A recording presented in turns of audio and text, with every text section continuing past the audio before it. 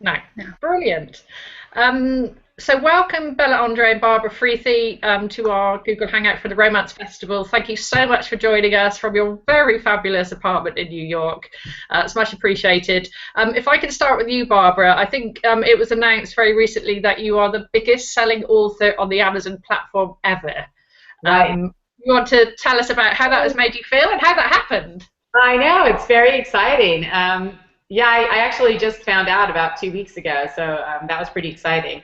I came out of a traditional publishing background, and I started self-publishing my books in 2011. And kind of once Amazon and some of the other retailers started opening up their retail stores to indie publishers. And my books just took off, and I've had just phenomenal success, and I've literally just sold over, I think, 4.3 million books since I started self-publishing, not including any of the books I sold when I was with the publishers.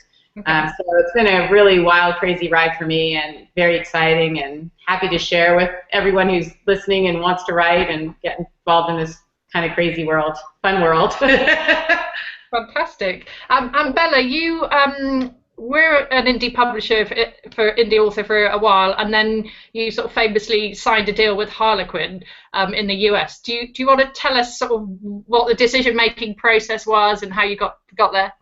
Sure. Well, I'll give a little bit of a background. I'll go back a little bit further. I've been writing and publishing about 10 years, and I had written for 3 of the big 6. And in early 2010, my option on my contract at the time was not picked up. So a friend of mine suggested that I try self-publishing, and then I figured I had nothing to lose. And since then, I've sold more than 3.5 million self-published books. And then in the middle of 2012, I write a series. I'm most well known for a series called The Sullivans. It's about the Sullivan family, who are in San Francisco and Seattle and New York and London. They're going to be all over. But 3 of my Sullivan books hit the New York Times on the same day. And all the publishers sort of, came and said, oh, well, let's do something. And I was thrilled to end up doing a groundbreaking publishing deal that had never been done in the United States, and actually only been done like another time or two, in which I licensed Harlequin the English language print rights for the first 11 books in my Sullivan series. So very exciting, 7-figure deal, and they've done a phenomenal job. The books are widely, and I do mean widely, available everywhere you can imagine in the United States, Canada, UK, Australia, and people will, send me pictures from far-flung corners of the world, little gift shops and here and there, and the books are there. So it's been very exciting to, indie publish and also be able to license rights, whether it's licensing the English language print rights to Harlequin like I did, or, Barbara and I will license foreign rights to foreign publishers for our indie books. And then a lot of times we'll also make the decision to translate the titles ourselves, to create our own audiobooks. There's just a lot of options. When I get offered a deal, whether it's for English or print or audio or foreign, I always look at it, and I always try to look at it and say, okay, how does this deal compare to what I could do myself?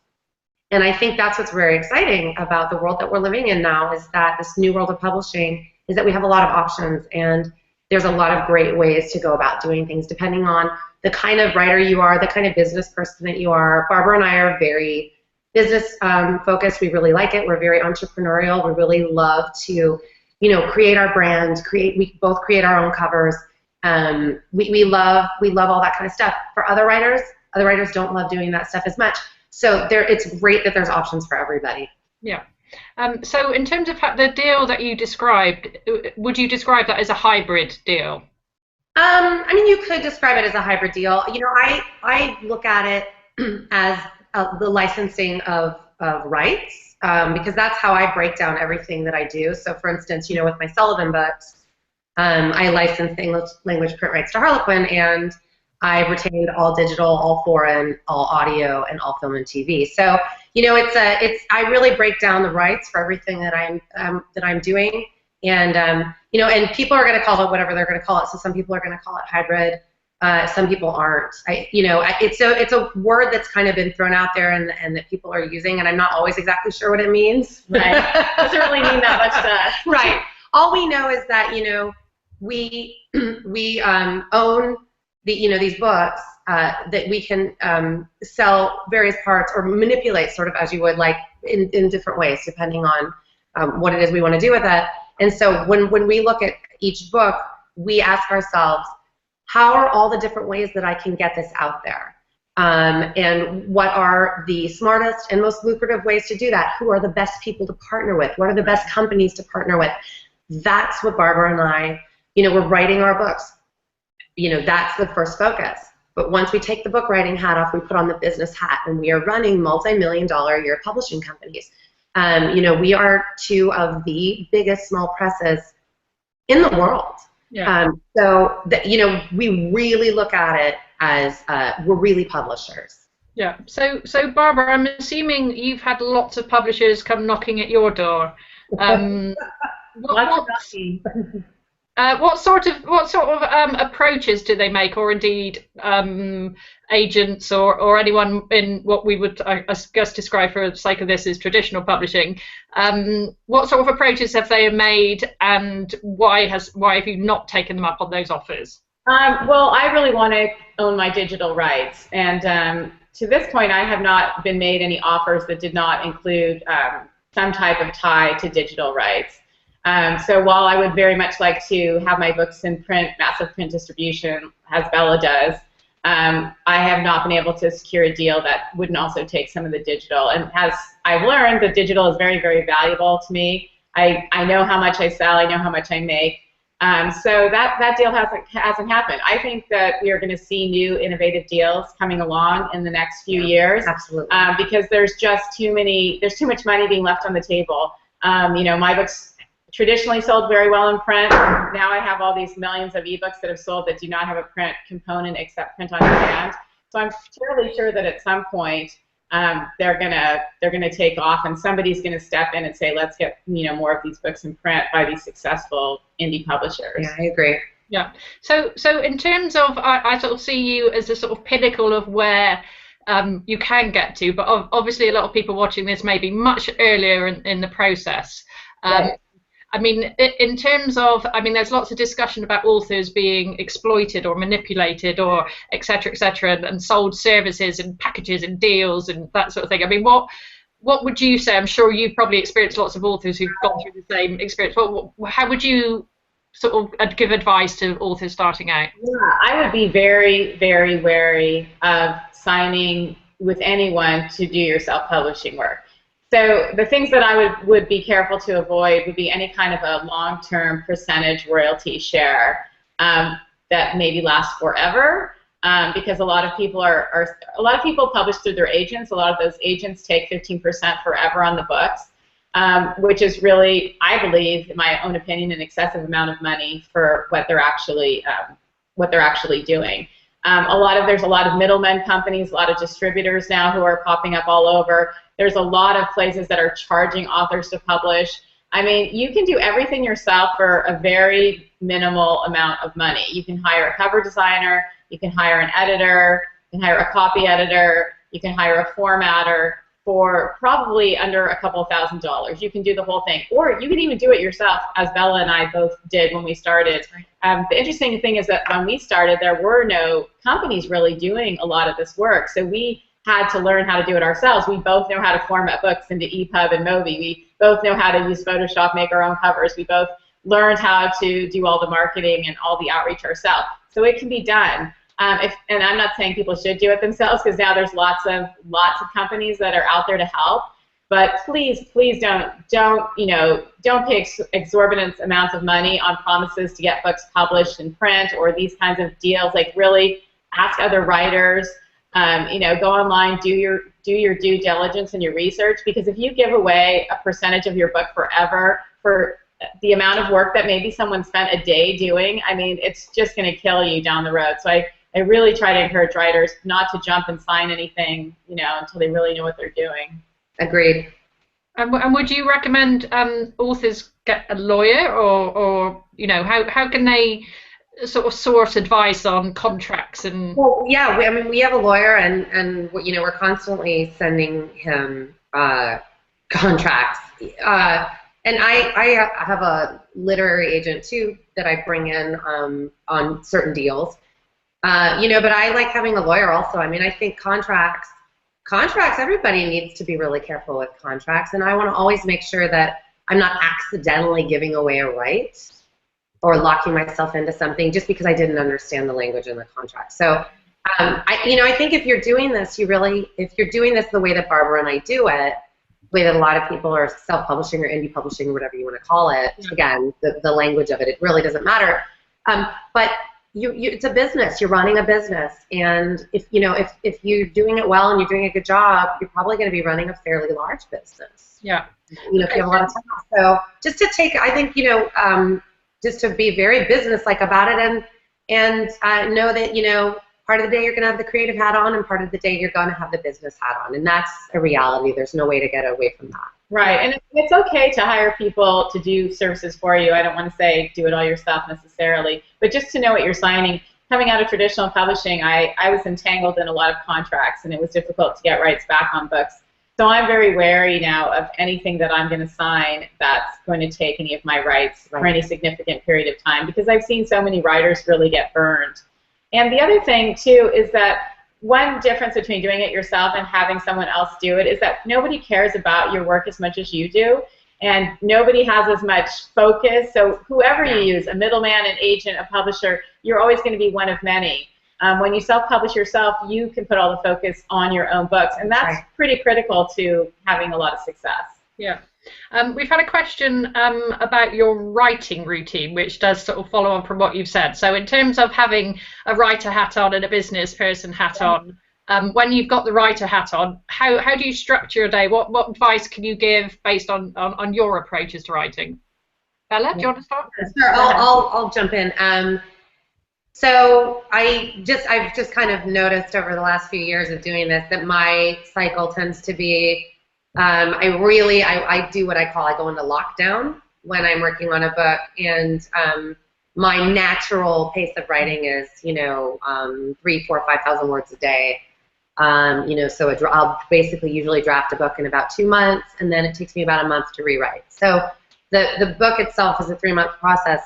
And for a lot of that, I am really, the bulk of my day really is focused on that book, really, really intense focus.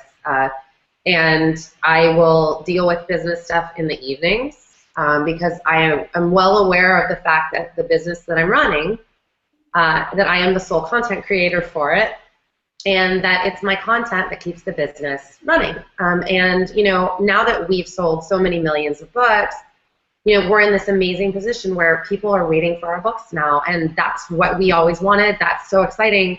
So you really want to keep giving people the books they love, and it's thrilling to be able to write exactly the books you want to write. So we don't have to run our books by anybody. We just write what we want. We do what we want.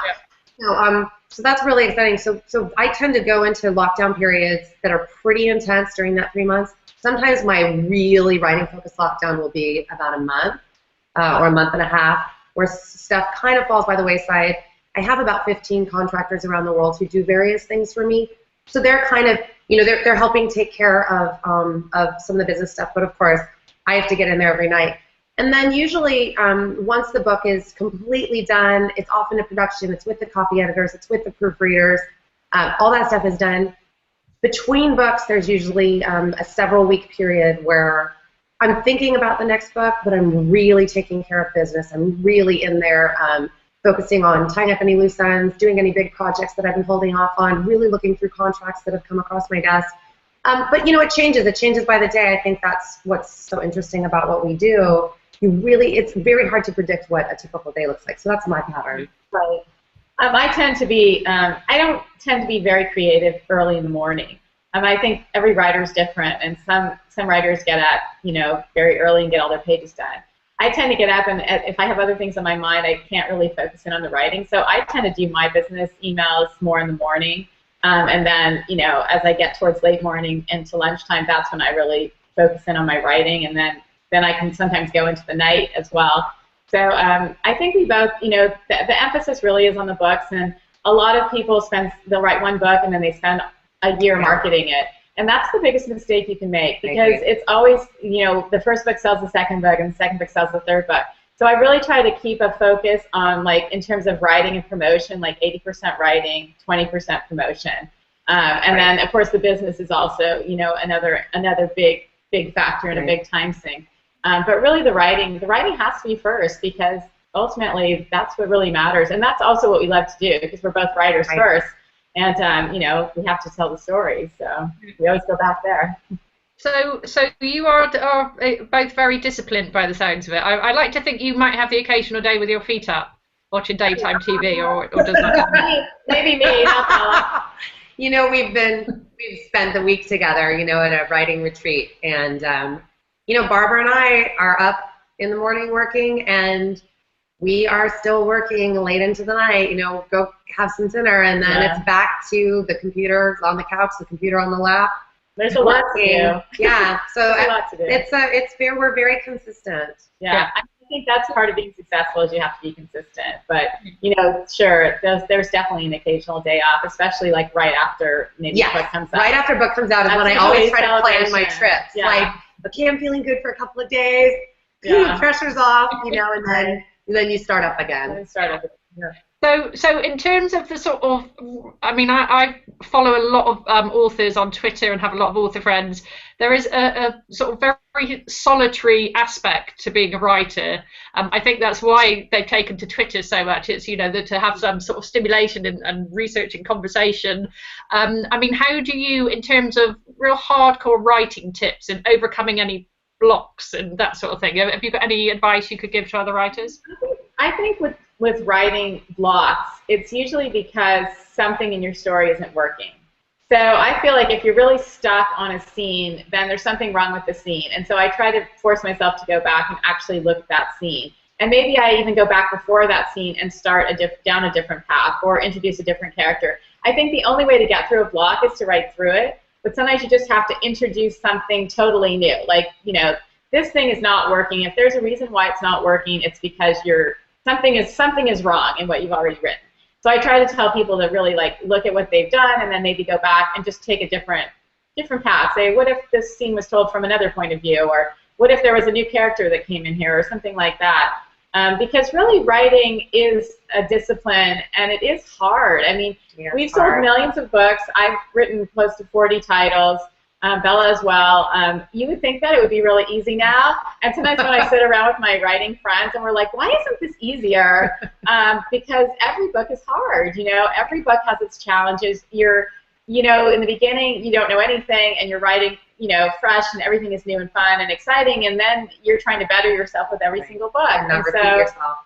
So it even gets harder and challenging, and, you know, once in a while there's an easy book, but I think most of them are hard, and I think writers are amazingly disciplined people to actually write to the end of a book. Anybody who does that is a success. That's true. You know, and also I think there's definitely something to be said for the regular practice of writing, because I know that, you know, when I do come out of my, you know, 2 or 3 week periods where I've just done business, and I'm like, okay, it's time to start the next book. Oh, those first few days, they're so hard. It's like nothing's ever been that hard in my entire life. And then if I just keep going, by day 4, I'm like, okay, this isn't so bad. And by the second week, I'm cooking again. Yeah. But you have to, it's like, you know, you've got to just keep everything kind of like oiled up and moving, and that's hard to do. It's like exercising. Yeah. You know, if you don't go to the gym, you get out of shape. It's hard. Yes. Yeah, and I think Bella, you described yourself as the CEO of your own company, your own writing company, and I guess to be successful CEO in any sort of business, you have to have those disciplines and that drive, irrespective of what. Right. Absolutely. Right. We've had a question which is linked to what you just said, which is, have either of you ever considered giving up writing? Oh, good question. Good question. No, I don't know. I've been doing it almost 20 years, and no, I've never considered giving up writing. I mean, I really do love to write. Yeah, I mean, it is hard, and sometimes I'm really tired, and self-publishing has been a fantastic ride, and a lot of money, and a lot of sales, but also just a tremendous amount of time. But I think we always have a story. So even when we're tired, our brains are still going on. I was a reader first too, and I think Bella as well. Right. We're big readers as well. Like we love love all of fiction. We love to read it, we love to write it, and I think even if we took a month off, we'd be itching to get back. That's every time I take some time off, to do business stuff. It's like my husband always says to me, "You seem a little grumpy. You should go write." Yeah. Yeah, it's a sort of creative pursuit, isn't it? It's the same for artists. So in terms of saying that you love all fiction, we've had a question about your favourite authors or favourite types of fiction, or I mean, who inspires you or has inspired you? Well, I really love the British and Irish authors. So Tasmina Perry, Kathy Kelly. I'm not sure how to say her first name. Maeve Binchy. I'm not sure how to say her first name, but so I am like, I'm someone who would order, the boxes of books, from England and Ireland. I love those sagas. But I love really, the super sexy books. Tiffany Rice, I think, writes some great stuff. I mean, I love everything. I read a ton. I've been really loving the Christina Lauren books, Beautiful Bastard, and I mean, I read constantly. So yeah.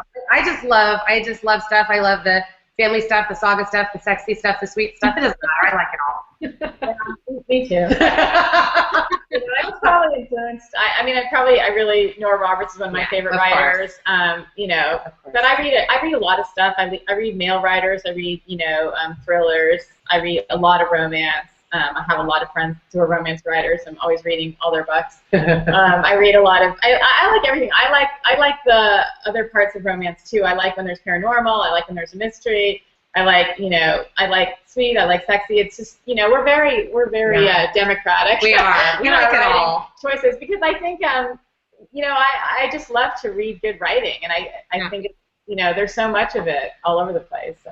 In terms of sexy, it'd be impossible for me not to mention 50 Shades of Grey. I'd be interested in your take on whether that phenomenon was a great thing for reading, the great thing for the genre, the great thing for ebooks going out to the masses. How do you feel about that? Was that a kind of kickstart for lots of people? Honestly, it doesn't impact me at all. I don't write the super sexy book, so it's not like I got a drag from her sales or from the readers.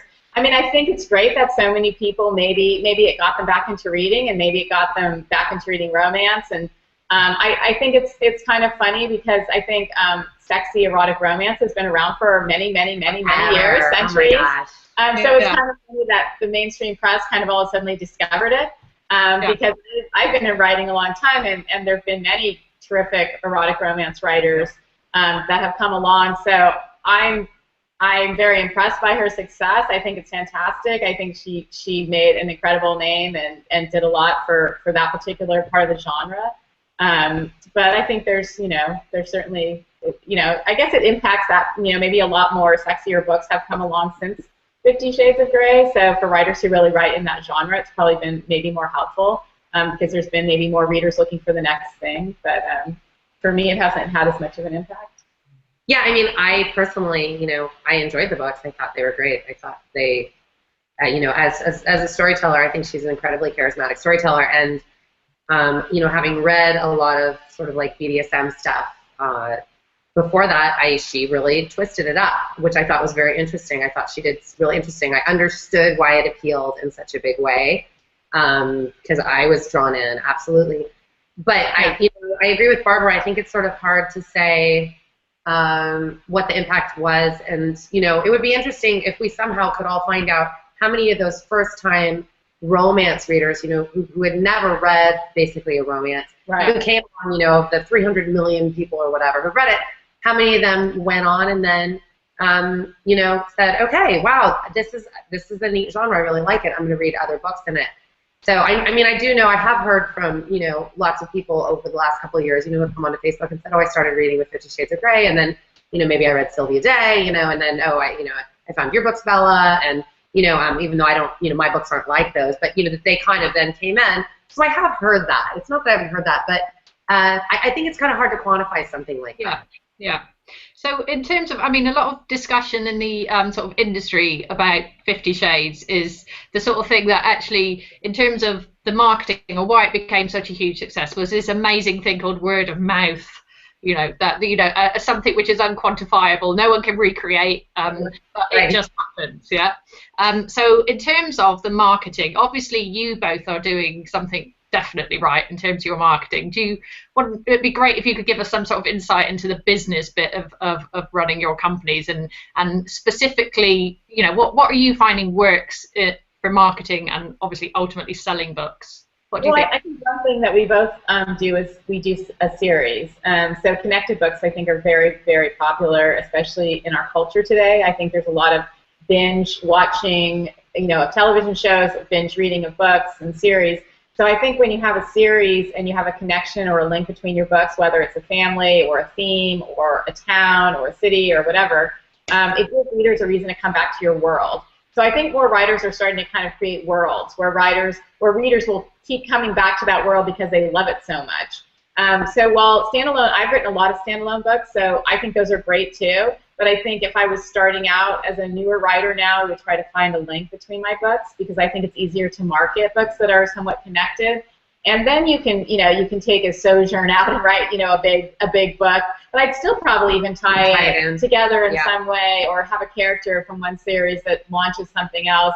I think it's about world building now. I think that's how writers continue to pull the readers in towards them, is they create a world that readers want to go to over and over and over again. So that's why consistency, frequency of publication. If you're a super slow writer and you're out there ready to just kill yourself now because, you know, we write so many books, don't. I mean, everyone has to write at their own pace, and if you're a one-book-a-year writer, then it's just going to be slower. It's just going to take a little more time to build your readership, because people don't commit to a writer often until several books in. You know, like they like one, and then maybe they'll buy another one they like two, but once you've hooked them, I think 3 or 4 books in, they start to become a pretty solid fan, and they'll continue to come back. So I always tell people it's much easier to sell 4th, 5th, 6th book than it is to sell the first 1 or 2, because you have to start from somewhere. You have to start from zero, and you have to be patient, and it's not going to just take off. But with digital books, they never go away. I mean, this is what's so exciting to me coming out of traditional publishing, because the print books were in the stores on the shelves for 3 weeks, a month, maybe 2 months, and then they were gone. If you wrote a series, the first book was gone by the time the 3rd book came out. Now in digital, you know, the books are always there. So that's why it's so much easier to write series and connected books, because the reader can go back, start at book 1, and go on. Right, right. And, you know, we also do have very close relationships with our readers. You know, we have both have very active Facebook pages. Right. We're very active on Twitter. We're very active on Goodreads. I love my readers. Barbara loves her readers. I mean, they're the reason why we're able to do this. You know, the best thing in the world is, you know, you put your book out and 3 hours later, everybody's on your Facebook page going, when's the next one? So, you know, that's the most amazing thing. And I think we have such respect for our readers, and we love just to chat with them. So, you know, and respond to their emails and all of that. I mean, that's a really important part, I think, of being a writer now. And you know, I do know some people, I have some friends who don't have Facebook pages or Twitter accounts, and I do think that's a mistake. I do, because I know that as a reader myself, what's better than reaching out to one of your favorite authors, and you can actually ask them questions about their book, or just tell them, you know, I really loved it, and they say back, thank you. Like, that's one of the best feelings in the world. So I think that's been a really valuable part of what we've done with regards to getting the word out about our books. And I always say that there's nothing more powerful than a reader going and recommending your book to someone else.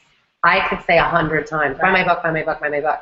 But when my readers go out and say, oh my God, like, have you read any of Bella Andre Sullivan books yet? You have to read them. that's a totally different thing, and that's, I think, what really gets people excited about reading books. Yeah. So on a sort of practical level, if someone was approaching their own marketing, obviously we have Goodreads and Facebook and Twitter.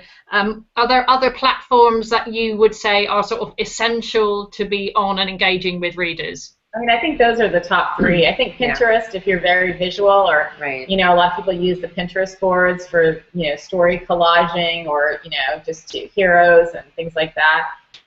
You know, you have to have a website, of course. The main thing, what you really want to start building, is your own newsletter. Email marketing is really probably the strongest marketing you can do, because Facebook doesn't show your posts to everyone that's on your page.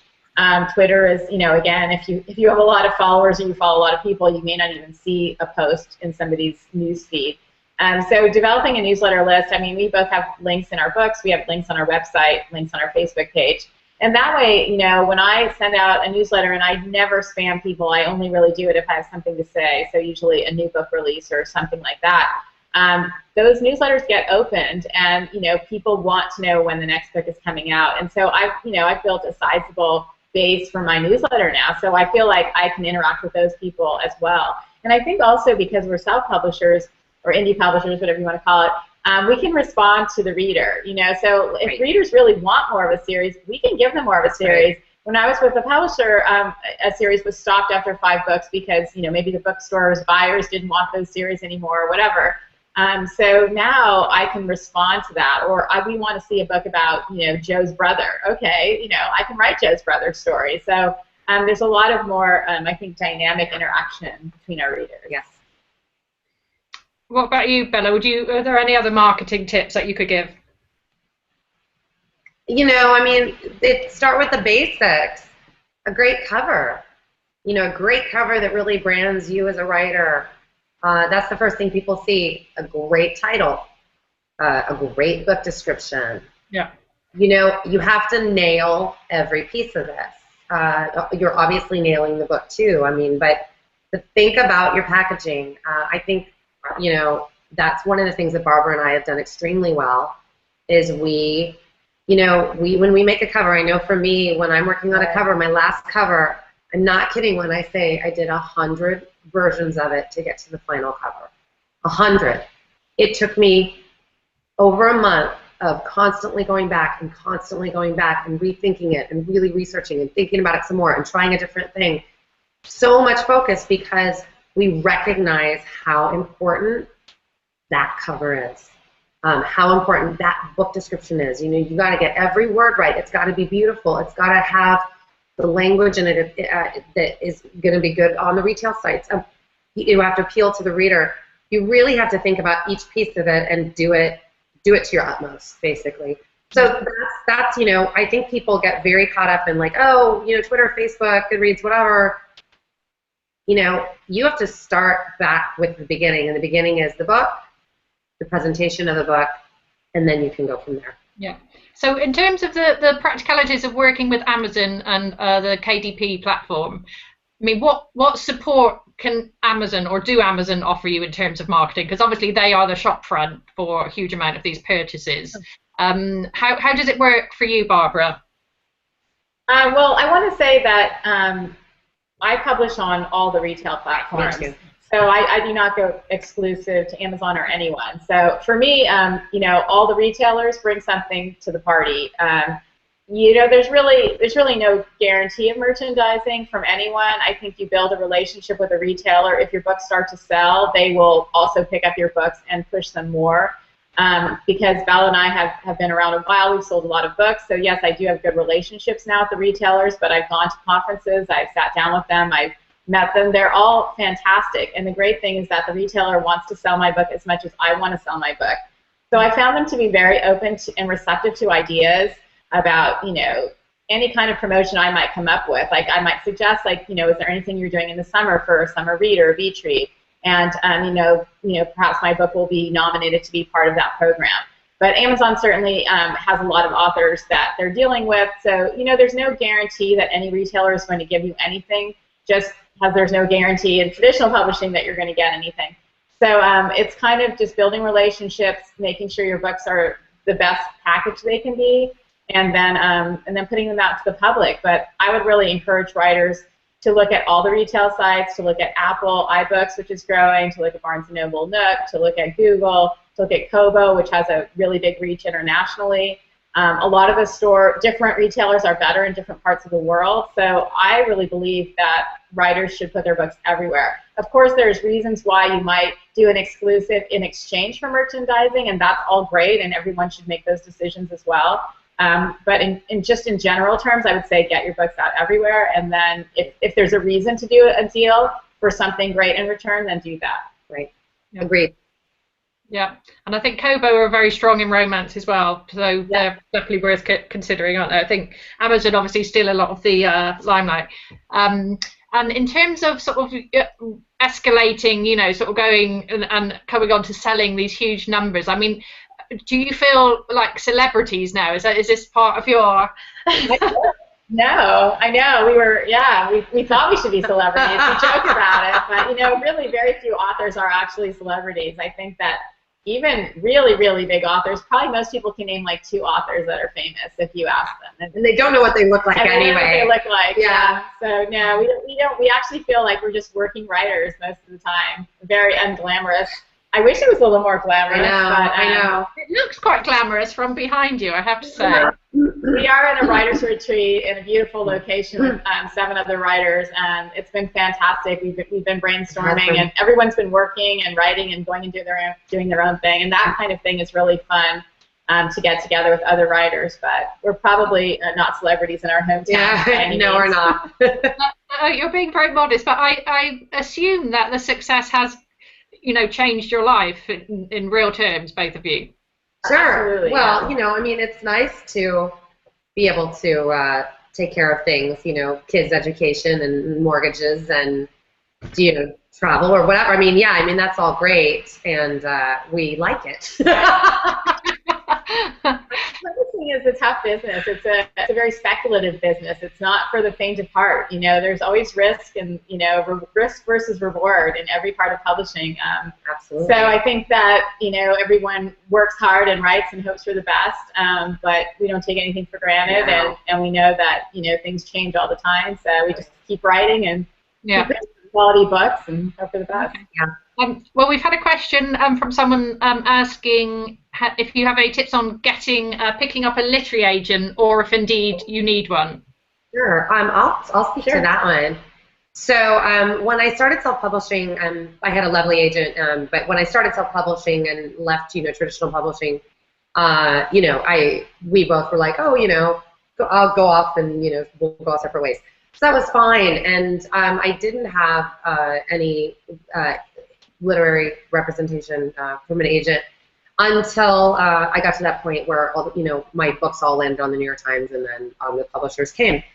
And you know, my agent and I, we understand each other very well. As you might have noticed, I'm pretty straightforward, and so, you know, he and I have a very blunt, straightforward relationship. He's done great things, you know, for the contracts that he's negotiated, and you know, that I've asked him to work with me on. But, you know, we just have a really, really great relationship. But with that said, you know, I do a ton of deals on my own, other kinds of deals that, you know, don't necessarily feel like I need a literary agent on. So, you know, for me, it's sort of deal by deal, and it depends. And I do, my agent does have a fabulous foreign agent, and so she does go out and license a lot of foreign rights for me too, which is great. I don't really think that when you're starting out with self-publishing, for a while you really don't need any kind of representation. To be perfectly honest, you just don't. And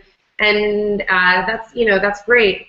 If you get to the point where you're selling a lot of books and you're starting to get a lot of offers, you're starting to get foreign offers, you're starting to feel like you need someone who can really look through a contract and really has that sort of publishing background where that's all that they do. They can negotiate it. They can take an offer and double it, triple it, quadruple it, whatever. Then that's when you may want to start looking for an agent. You know, there are some people who agents just don't represent any of their domestic work, but do just license their foreign rights for them. That sort of thing exists. Finding an agent, honestly, I doubt it's that different now than it always has been to find an agent. I suspect that if you are selling a lot of units, you're writing a query letter, but your query letter looks a little different. Your query letter is probably, instead of being like, I write contemporary fiction about this and that, and here's the my book. Your query letter, if you're a successful indie publisher, is going to be more like, I've sold this many 100,000 books, and, I've really built my audience, and I have this many followers on Facebook, and I'm starting to get foreign offers from foreign publishers. I'm interested in representation. Can we talk? It's a very different letter that you're sending to an agent at that point. Right. I mean, I think you really only need if you are a writer, I don't know if everyone who's watching this is definitely going to indie publish, but if you're a writer who wants a traditional deal, of course you would need an agent. Right. But if you're just going to start in indie publishing, then as Bella said, you wouldn't need an agent until you are getting further along down the road. And the thing is what's great about the world of publishing today is that you can do either one, and there's no risk. Right. I mean, you can choose to indie publish. If you're successful, I guarantee you're going to get a better deal from a traditional publisher than you would have if you'd gone directly before showing your numbers. If you decide to go traditional and then that doesn't work out down the road, you can go indie. So for writers, it's just never been a better time to be a writer. I feel so optimistic about that world for people because there are choices. Yeah. So that just shows the sort of importance of building an author platform and starting to build an audience at an early as possible stage of building relationships. Yeah. Yeah. And in terms of being optimistic about the future, I mean, the sort of digital transformation of the industry has been quite extraordinary, hasn't it? Mostly thanks to Amazon, Kindle, and Absolutely. Yeah. I mean, how just as a complete off the cuff, how do you see the future in terms of? I mean, I personally am. I'm a believer, and I think it's a really positive thing. More books in more hands. Totally optimistic. Yeah, I'm totally optimistic. I don't believe any of the doom and gloom reports. But I'm coming from a writer's point of view, and as a small publisher, publishing myself.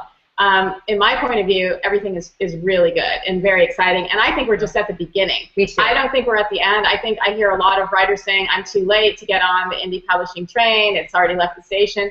Not at all. This is just the beginning. I mean, the devices are going to get better and better. There's going to be more opportunities. There's probably going to be more people who get into the game. It's just been fantastic. I mean, I think that certainly Amazon has opened up a tremendous amount of opportunities for writers that they never had before. And then also the other retailers, though. A lot of people forget about the other retailers. They do very well. I have a lot of sales on the other retail sites, and I'm very excited about their outreach and how they're growing. So I see a lot of retailers growing, and which means more opportunities for more writers. So I'm very optimistic about things. I think we're just at the beginning, and it's going to keep getting better. Right, and especially I agree, because it's a big world. It's a big world. I feel like we're very English language centric when we're talking about these things. And Barbara and I are very deliberately very deliberately growing in a global way. Right. I mean, look at all these languages. If you even look at German, French, Brazilian Portuguese, right now, those are becoming big markets. So I'm just super excited about all the ways that we can grow, all the ways we can take, our one book. Right. And look Audio. at all the stuff you can do with it. I mean, I think it's incredible. So that's a large part of what happens, I think, when you start off and you indie publish, and you don't necessarily, when you start, realize you're going to be starting this huge corporation, basically. But we are, because we look at our whole list. We each have a list of titles that, belong to our publishing company.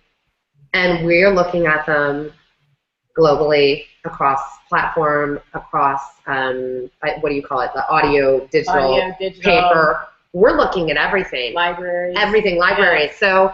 So there's so many opportunities that I actually think at this point there's so many opportunities that Barbara and I sometimes are starting to now feel almost a little overwhelmed, by how many exciting ways there are to get our books out there, and wanting to do them all. I think that's really almost the hardest thing right now. Right. There's so many exciting things we can do with our books. I was going to just add one thing, that there is a lot more competition now, which I do think is a valid point that people make. There's a lot more writers doing it.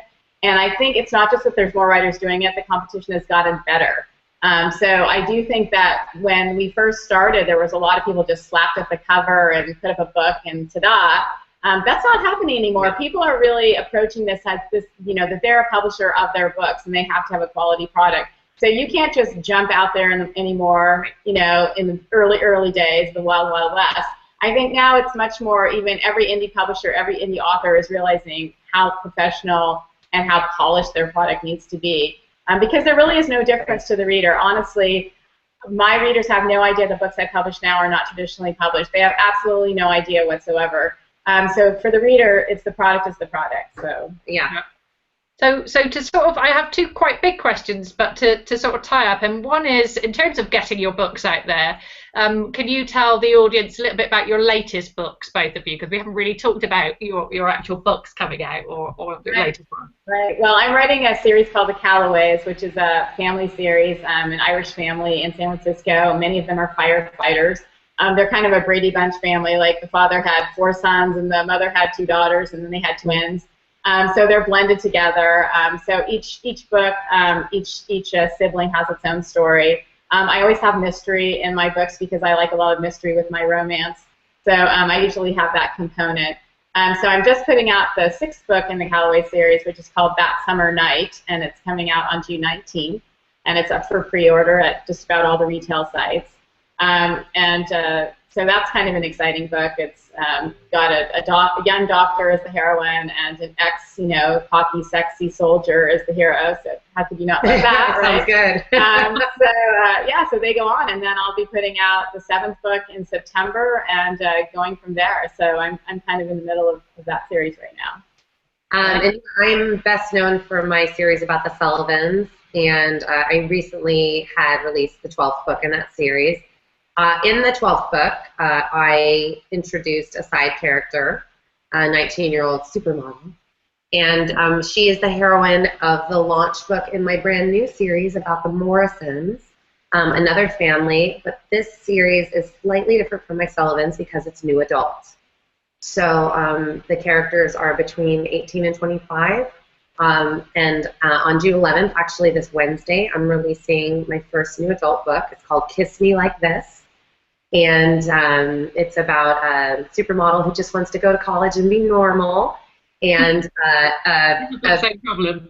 Exactly, no problem. And the boy she meets at college, who's a Morrison, he's one of the Morrisons, who is dealing with the recent death of his mom, and he's full of grief and everything. So basically, it's about these 2 characters helping each other and first love. And I just had a blast writing a new adult book in sort of my style of new adult, and very, very excited about that. So I'll be doing a new adult Morrison book, and then I'll be alternating that with a Sullivan book. Will come out this fall. My 13th Sullivan book will come out this fall, and then another Morrison book. So they'll be kind of coming, but they're all tied together. The Sullivans are in the Morrisons, and the Morrisons are now going to be in the Sullivans. So it's like what Barbara said. It's really about world building. And so we are constantly, thinking, okay, if I'm going to write this new series, I'm going to introduce these characters in the previous book or before that, so that readers are getting excited about them already. And likewise with my Morrisons, I'm making sure there's Sullivans in there because I want Sullivan readers to feel like, okay, they got a little piece of that while they're waiting for the next Sullivan book. Right. Yeah. Great. Well, they both sound brilliant, and we will be tweeting out the links to buy them actually after. Yeah. So my final question is, for all aspiring writers watching this, if they're hoping to be a CEO of a multi-million selling book business, 3 tips that you think are essential that they follow. Barbara, on the spot. Oh, I would find that stuff really hard. Okay, you go. 3 tips. I would say plan on writing a series of books, whether they're tied together or not, but try to tie them together if you can. I would say that, keep the business and the writing, equal amount of, I guess I do 20% of the business too, and just really focus on the writing. I guess my main tip is focus on the writing, produce a lot of books on a consistent, regular basis, because that will build your readership. So those 2 things are the absolutely most important. And to think big, think global, think big, plan for success. Because, that's how you get success, is you plan for it, right? It's how you set a goal and you get to it, and think big, and put your, oh, this is a tip that I love.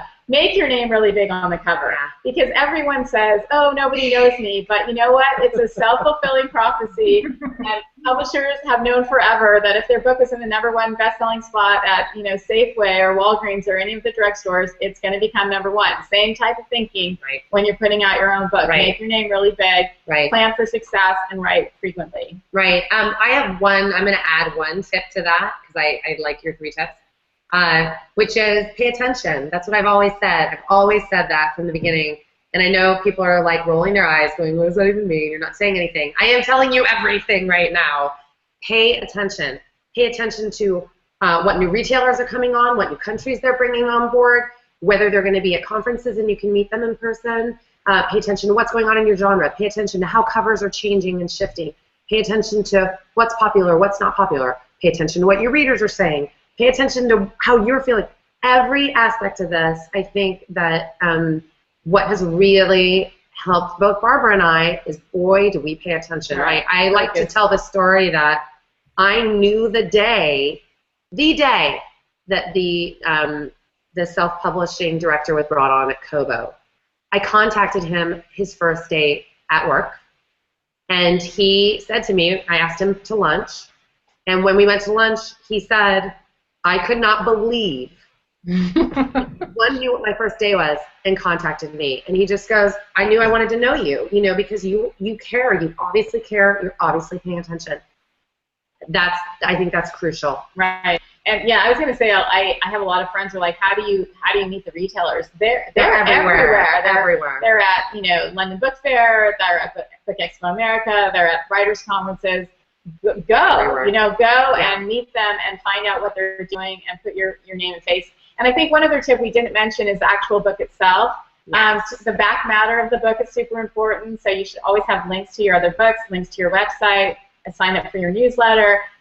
Everything about that book is going to sell your next book. So again, that comes with paying attention. You know, go and read the blurbs of writers who are in your genre who are doing well. See what they write, see what's on their Facebook page, see what's on their website, and you're not copying it, but be inspired. You know, be inspired, try and get a feel for what are successful authors doing. You know, buy their books, see what's in the back of their book, and that's all part of the focus, because if you focus and pay attention, you'll do well. Good things happen. Yeah, you'll do well. Brilliant. Well, I can see why you're both been a huge success. So thank you both of you very much for joining our first virtual romance festival. I hope we have more. It's been, you know, we've had such positive feedback. The romance market is absolutely wonderful. But thank you both of you, and enjoy the rest of your time in New York. So thank you. Thank you for having us. Bye.